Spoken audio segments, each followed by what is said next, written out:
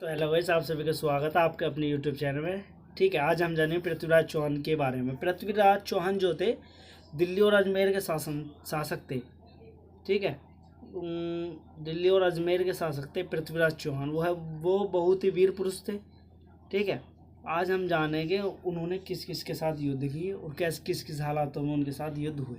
ठीक है, तो उनका जन्म 1166 ईस्वी में हुआ था पृथ्वीराज चौहान का।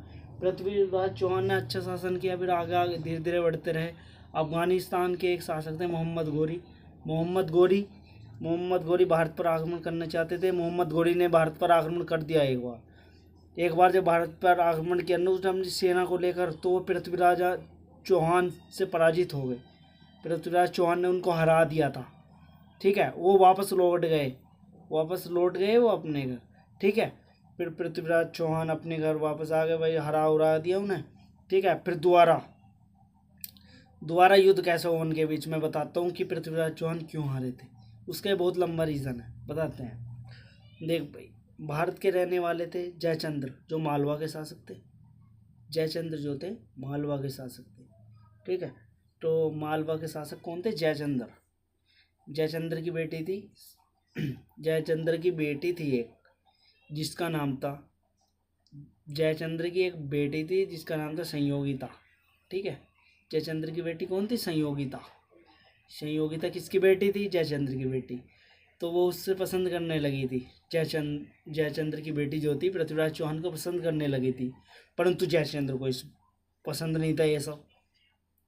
ठीक है, वो उससे जलता था, भले से वो उसके युद्ध में साथ दिया करता था जयचंद्र जो था पृथ्वीराज चौहान के, परंतु वो घृणा करता था उससे। ठीक है, तो एक बार उसने जयचंद्र ने स्वयंवर की घोषणा की। ठीक है, स्वयंवर घोषणा की तो पृथ्वीराज चौहान को नहीं बुलाया गया उसमें, तो उसकी प्रतिमा दरबारी के रूप में लगा दी, वहाँ बाहर लगा दी दरबारी के रूप में।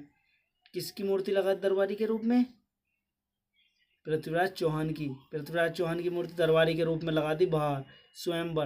स्वयंवर घोषित किया था उस दिन मूर्ति लगा दी पृथ्वीराज चौहान की, बाहर लगा दी मूर्ति। ठीक है, तो मूर्ति लगाने के बाद जब जैसे उसके गले में माला डाले जा रही थी संयोगिता, तो उसने ही मूर्ति के गले में माला डाल दी। इतने में ही पृथ्वीराज चौहान उधर से आए।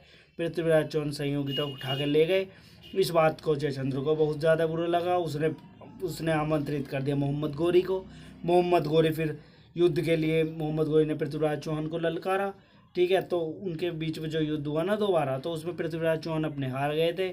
फिर तीसरी बार उसने जयचंद्र को ललकारा युद्ध के लिए, तो जयचंद्र ने भी उनसे युद्ध किया। जयचंद्र भी हार गए, जयचंद्र मारे गए, पृथ्वीराज चौहान मारे गए।